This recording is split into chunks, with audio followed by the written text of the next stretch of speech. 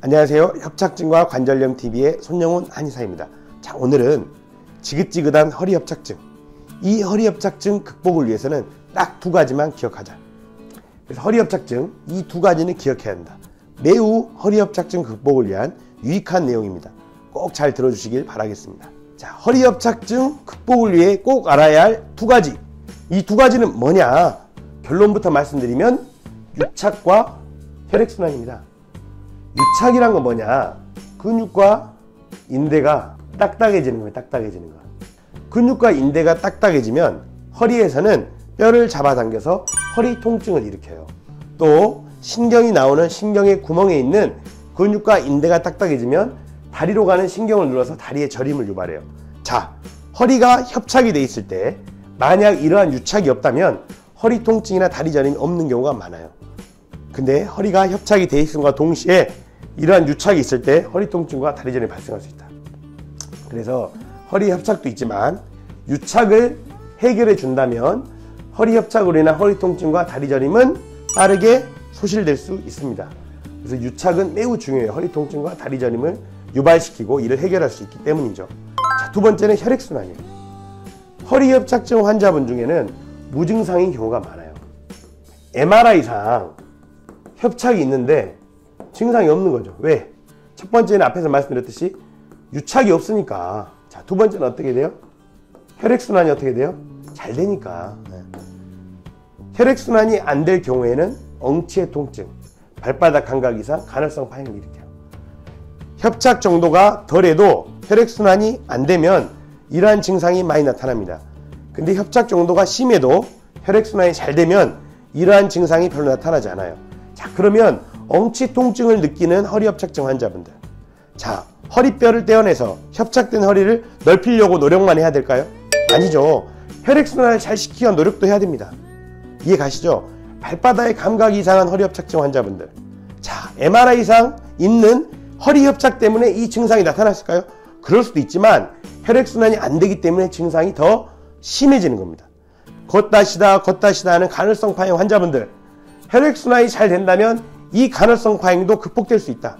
자, 그래서 허리협착증은 협착된 허리, MRI상 협착된 허리에만 집중할 게 아니라 유착과 혈액순환, 이 두 가지에 집중해야 돼요. 만약에 내가 허리 통증을 심하게 느낀다면 내가 유착이 있을 수 있구나 생각하셔야 되고, 다리가 저리다면 내가 신경이 나오는 곳 주변에 유착이 있을 수 있구나 생각해야 돼요. 엉치 통증, 발바닥에 간헐성 파행이 있다면 내가 협착이 있음과 동시에 혈액순환 능력이 떨어져 있구나, 이렇게 생각하셔야 됩니다. 자, 그렇다면 유착과 혈액순환 어떻게 극복할 수 있을까요?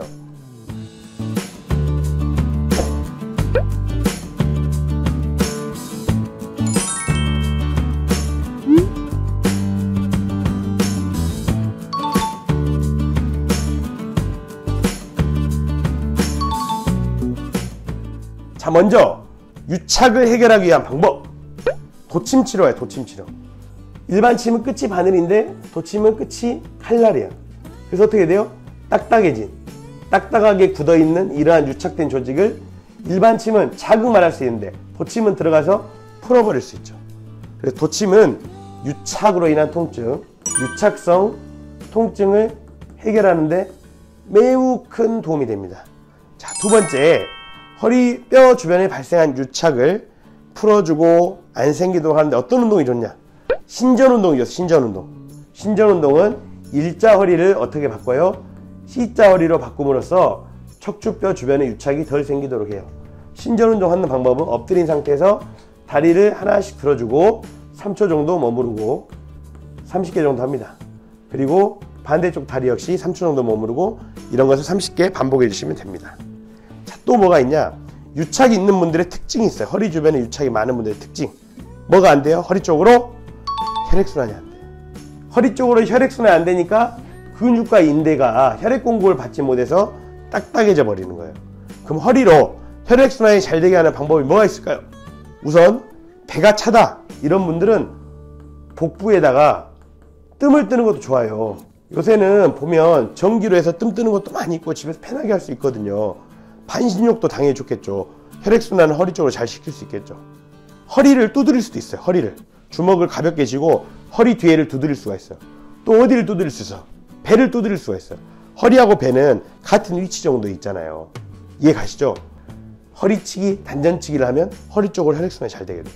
이런 것들이 명상단체라든가 수양하는 곳에 가면 허리 아픈 분들한테 많이 권유하는 방법입니다. 근데 과학적인 근거가 있습니다. 왜? 당연히 두드리면 그쪽으로 뭐가 몰려요? 혈액이 몰려요. 혈액이 몰리면서 유착이 덜 생기게 되는 거죠. 자, 유착을 극복할 수 있는 방법 이해하셨죠? 자, 이번에는 혈액순환 해결을 위한 방법. 통 즉 불통, 불통 즉 통. 무슨 말이냐? 혈액이 통하면 아프지 않다. 혈액이 안 통하면 아프다. 이게 한의학의 원리를 딱 하나만 말해라. 그러면 이겁니다. 한의학은 항상 혈액이 통하는데 집중했어요. 혈액은 자연치유 물질이 있어요. 혈액이 통하면 병이 안 생겨요. 그러면 발끝까지, 허리부터 발끝까지 혈액이 잘 통할 수 있다면 허리협착증 증상은 당연히 줄어들게 되어 있는 거예요. 이해 가시죠? 자, 그러면 통할 수 있는 좋은 방법이 뭐냐? 발끝치기가 있습니다. 발 뒤꿈치를 붙이고 앞에를 톡톡 치는 발끝치기가 있어요. 누워서 잠을 자기 전에 발끝치기를 하려고 해보면 발끝이 쳐져요, 안 쳐져요? 안 쳐져요. 고관절이 굳어 있거든요. 하는 신용만 해야 돼. 처음에는 신용만 하다 보면 어느 순간 발끝이 쳐지기 시작합니다. 발끝치기 몇 분 하실 거예요? 길게 하실 필요도 없어요. 3분 이상 하시면 됩니다. 많이 하는 분들은 10분까지 하시더라고요. 그래서 잠을 자기 전에 누워서 발끝치기를 3분에서 10분 해라. 혈액순환에 매우 좋죠. 자, 그런데 허리협착증이 심한 분들은 저한테 와서 이야기해요. 아이고 선생님, 발끝치기 매일 했는데 하나도 효과가 없어요. 그건 왜 그래요? 혈액순환 정도가 더 떨어져 있는 거예요. 혈액순환 정도가 더 떨어져 있는 분들은 발끝치기만으로 안 되더라고요. 그럼 그런 분들한테 뭐가 도움이 돼요? 맨발 걷기가 도움이 돼요. 맨발 걷기. 요즘에 유행이죠. 맨발 걷기는 혈액순환을 시킬 수 있는 매우 강력한 방법이에요. 매일 30분씩 하시면 돼요. 자, 일주일에 2회에서 3회 하시면 돼요. 너무 쉽게 이야기하죠. 근데 문제는 맨발 걷기 하려고 하면 흙이나 땅을 찾아야 되는데 맨발 걷기 할 만한 장소를 찾기가 어려워. 또 요즘에 겨울이잖아요. 추워가지고 맨발 걷기 하기 어려운 경우가 많아요. 그럴 때는 인터넷에 황토볼이라고 치면 황토볼이 나와요. 이것을 대야 같은 데 받아놓고 집에서 자극을 해줘도 매우 좋습니다.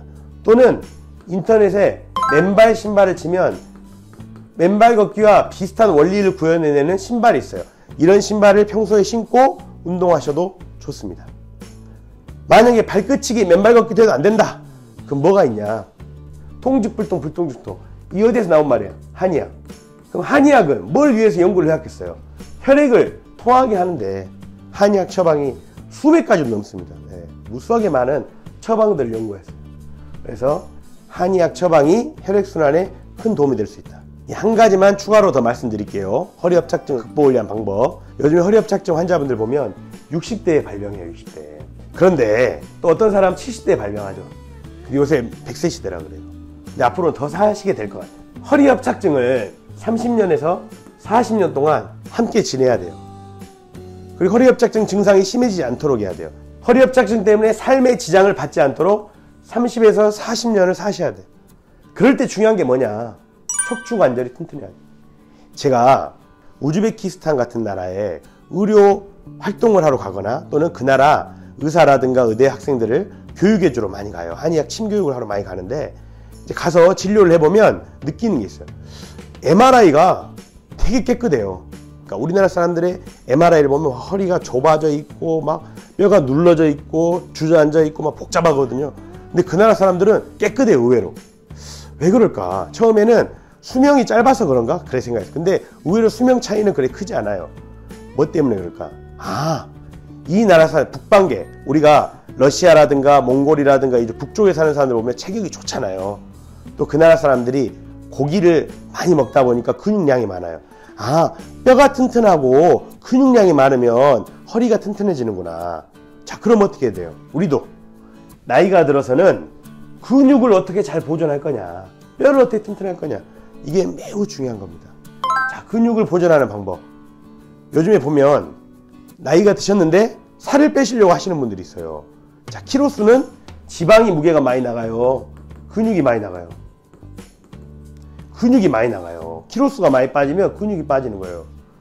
근육이 빠지면 안 돼요. 지방만 빼야 돼, 지방만. 그래서 굶거나 이런 다이어트가 아니라 지방만 뺄 수 있는 그런 현명한 다이어트를 해라. 되게 어렵지 않은 방법입니다. 자, 두 번째, 뼈를 튼튼하게 해야 돼. 뼈를 튼튼하게 하는데 헬스장에서 걷는 게 좋겠어요? 햇빛을 보면서 걷는 게 좋겠어요? 햇빛을 보면서 걷는 게 좋습니다.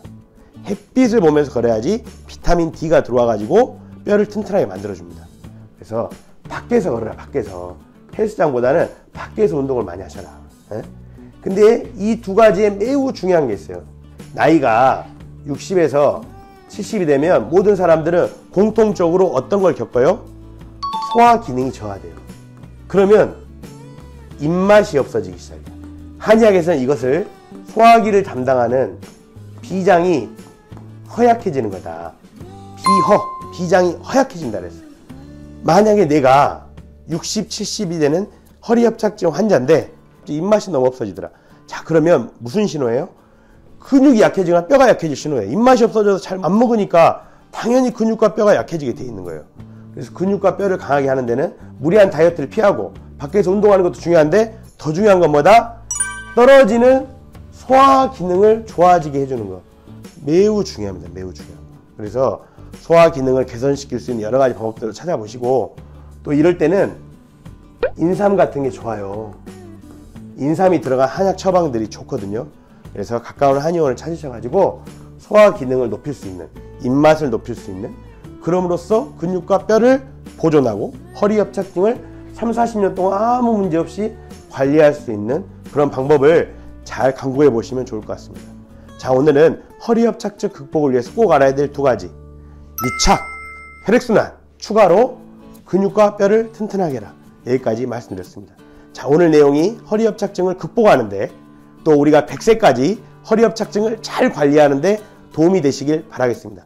다음에는 더욱 유익한 내용으로 찾아뵙겠습니다. 감사합니다.